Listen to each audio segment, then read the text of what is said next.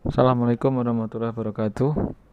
Eh, Di kesempatan ini saya akan menerangkan nanti ya apa namanya American English versus British English, the differences between two of them. Nanti ada beberapa points yang akan merujuk pada perbedaan American English dan British English tadi ya. Tapi sebelum kita lanjutkan lagi, semoga kita selalu dalam keadaan sehat. Jangan lupa tetap menjaga protokol kesehatan selama masa pandemi ini dan semoga masa pandemi ini segera berlalu dengan baik ya. Baik, kita akan lanjutkan mengenai apa namanya? Menjelaskan mengenai perbedaan-perbedaan antara British sama American English di page yang selanjutnya. Sebelum saya jelaskan lebih jauh mengenai points of the differences, akan ada nanti ya three point of differences between American English versus British English ya. Yang poin pertama adalah spelling differences, kemudian ada vocabulary differences, yang terakhir poin terakhir adalah mengenai grammar differences. Jadi akan ada 3 poin tersebut ya. Yang pertama sekali lagi nanti ada spelling differences, kemudian ada vocabulary differences, yang terakhir adalah grammar differences. Oke, kita mulai dulu dari yang pertama ya, spelling differences. Di sini ada penjelasan umumnya, ada beberapa perbedaan ejaan antara British English dan American English. Nah, perbedaannya seperti apa? Nanti kita akan uh, coba detailkan di slide yang selanjutnya. Oke, kita akan mulai mengenai spelling differences-nya tadi ya, between British versus American ya. Jadi seperti yang Anda bisa lihat di di slide-nya ini ada 2 kolom. Yang pertama adalah British English, yang kolom kedua adalah American English. Nah, saya akan coba bacakan sambil terangkan sedikit ya. Yang pertama adalah perbedaan mengenai kata yang ada akhiran OI-nya atau EI-nya. Contohnya anemia atau ensiklopedia dalam British, itu kalau di American nanti dia hanya menjadi I saja, misalnya anemia. Sama perbedaan cara bacanya, pronunciation-nya itu sebenarnya mirip saja, cuma ada ejaannya yang tidak sama. Itu yang dimaksudkan spelling differences itu ya.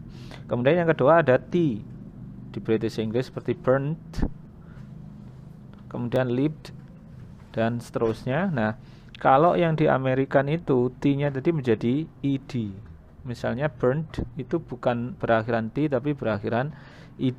Nah, ini biasanya kan untuk past past form ataupun past participle form ya. Kemudian yang ketiga ada ence, kata yang berakhiran seperti itu. Kemudian kalau di American berubah menjadi ense. Contohnya defense dan defense ya, sama saja. Cuma yang di British ya seperti itu tadi, akhirannya adalah ence, sedangkan di American ada ense. Ya, demikian juga ada tadi itu offense ya, contoh yang lain lagi. Kemudian ada double L. Misal di British itu cancelled itu double L, sedangkan untuk American itu adalah IL. Jadi satu L-nya tidak double ya. Cancelled sama, cuma L-nya tidak double. Kemudian ada selanjutnya yaitu ESE. Misalnya di organize. Itu kalau di American English adalah menjadi EZE. Organize itu pakai EZE, bukan ESE. Ya. Kalau di American. Kemudian ada L. Enroll sama fulfill contoh ya. Itu kalau di American English menjadi double L. Enroll sama fulfill dengan double L di akhir. Kemudian selanjutnya adalah OGUE. Itu kalau di dalam American English berubah menjadi OG saja. Contohnya adalah monolog, dengan yang di American English menjadi monolog yang tanpa OGUE menjadi hanya OG saja ya. Kemudian di situ ada OU. Misal di color itu kalau di American English menjadi O saja. Ya, color. Tulisannya beda ya. Kemudian ada RI menjadi IR. Meter itu kalau di American English ejaannya menjadi meter. Ya, hampir sama ya. Itu hanya perbedaannya ada di RE yang berubah menjadi IR. Fiber sama fiber. Ini bacanya sebenarnya sama ya tadi ya. Kalau misalnya ada perbedaan itu sebenarnya sama. Center sama center. Kemudian selanjutnya ada Y. Contohnya di tire itu menjadi I. Ya, contohnya sama tire, tapi perbedaannya hanyalah perbedaan spelling tadi. Nah, ini adalah beberapa perbedaan spelling yang terdapat antara British dan American English ya.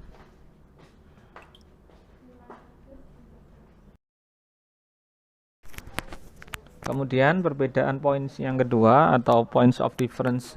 The second point of difference adalah pada British dan American English adalah pada vocabulary atau kosakatanya ya. Itu ternyata juga berbeda ya. Perbedaannya seperti apa? Nanti kita akan jelaskan lebih lanjut di slide yang halaman selanjutnya.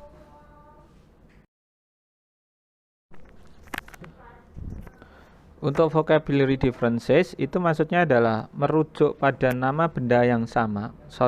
Merujuk pada benda yang sama tapi penamaannya tidak sama. Itu ya, vocabulary differences itu seperti itu. Ini ada di sini juga sudah ada seperti kolom begini, simple columns. Yang satu adalah British English, yang satu adalah American English. Misalnya ya, untuk British itu vocabulary yang digunakan adalah trousers, merujuk pada ya, Anda tahu sendiri ya, trouser ya, tidak perlu saya terjemahkan. Nah, kalau American English itu dia lebih menggunakan yang umum itu adalah pants. Ya. Kemudian ada flat. Flat bukan datar ya, flat ya, perumahan. Nanti Anda akan tahu bahwa di American English itu yang lebih lazim adalah apartment. Ya, apartemen ya. Kemudian ada lagi misal ya, university. Kemudian kalau American itu adalah college.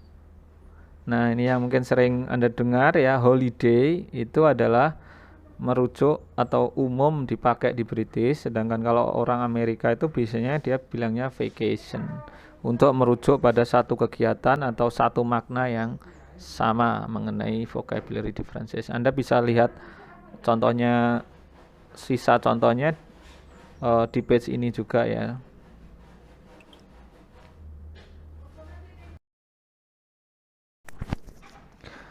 Perbedaan terakhir atau poin perbedaan terakhir adalah pada grammar differences between British and American English ya. Di sini sebenarnya sih perbedaannya ya tidak sekompleks itu ya, tidak sampai ke dasar atau ke filosofis yang sampai ke akar-akarnya, bukan seperti itu juga. Tetapi ada pada masalah teknis penggunaan beberapa konsep, misal ya di di American English collective nouns are considered singular. Jadi collective noun itu dianggap sebagai singular atau ya single atau tunggal ya untuk American English. Misalnya the band is playing. The band ya. Jadi band itu isinya kan kumpulan orang atau collective nouns. Jadi kumpulan kata benda. Jadi kumpulan manusia ya, kalau secara mungkin realitanya. Tapi seperti itu kalau di American English dianggap sebagai singular. Sementara di British English itu adalah dianggap sebagai plural.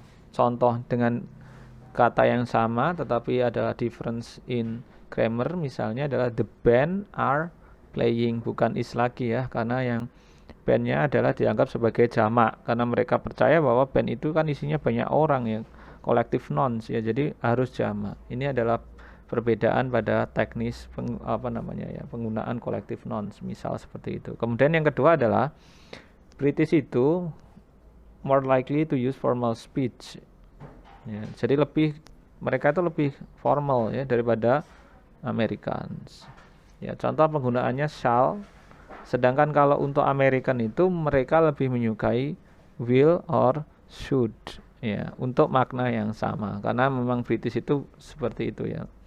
Sifatnya lebih formal, suka lebih formal gitu maksudnya. Kemudian yang ketiga misalnya adalah ada pada apa namanya? Sebentar. Ada pada penggunaan needn't, ya. Dalam British itu sudah tidak pernah ada lagi ya. Sudah tidak pernah dipakai lagi need not itu ya. Ada disingkat needn't itu tadi. Kalau di apa namanya? Di British English, di British English need not tadi atau needn't tadi itu masih umum dipakai gitu ya, masih commonly used. Sedangkan untuk yang American itu sudah ya rarely, ya, sudah jarang dipakai, nggak terlalu umum ya. Mereka lebih suka menggantinya dengan don't need to, ya, tuh untuk ekspresi yang sama. Ini perbedaan yang mungkin yang ke berapa tadi ya, ketiga ya. Kemudian yang mungkin yang perlu disoroti juga atau perlu saya sampaikan juga adalah penggunaan preposition yang ada hubungannya dengan relation of time sama place ya. Kalau di British, preposition in relation time and place itu adalah menggunakan at ya. Tetapi kalau di American itu yang dipisah, mereka itu memisah ya. Kalau untuk yang preposition in relation of time, jadi berhubungan sama waktu, itu mereka menggunakan on, misalnya on time dan seterusnya itu ya. On, kalau waktu misalnya on December, misalnya on 6 December 2021 misal ya. Sedangkan orang British itu at ya. Kemudian untuk yang place itu orang American menggunakan in ya, misalnya in apa namanya, in the room, in the school dan seterusnya. Sedangkan British sekali lagi mereka tidak memecah penggunaan antara relation of time sama place, tapi mereka menjadikan satu, bahwa preposition yang ada hubungannya sama waktu sama tempat itu tetap memakai satu preposition, yaitu at ya. Ini adalah beberapa perbedaan di grammar point of view dari American English versus British English ya.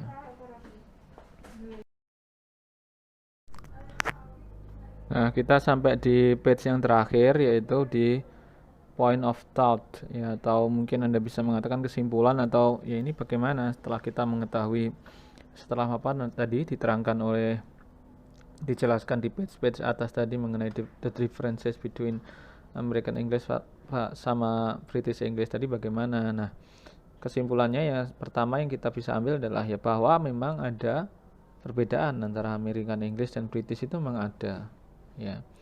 Kemudian pertanyaan selanjutnya mungkin adalah Anda akan bertanya mungkin begini, misal kalau saya ini sedang mempelajari bahasa Inggris begitu ya, itu sebaiknya saya itu mempelajari yang versi mana, atau saya itu menganut ya dalam tanda kutip ya, itu adalah versi mana yang saya anut, saya jadikan acuan untuk belajar ya. Nah, mungkin ada juga ada pertanyaan sejenis yang seperti ini adalah misalnya versi mana sih yang paling apa namanya, paling benar atau paling baik untuk bahasa Inggris itu yang mana misalnya, sehingga mungkin nanti akan mempengaruhi keputusan Anda dalam mempelajari bahasa Inggris itu menganut yang versi mana, mungkin seperti itu ya. Nah, saya coba akan jelaskan menurut apa yang saya tahu dulu, yang apa namanya, dari pertanyaan yang terakhir, apa namanya, yang mungkin pertanyaan terakhir tadi adalah versi ya, versi yang terbaik.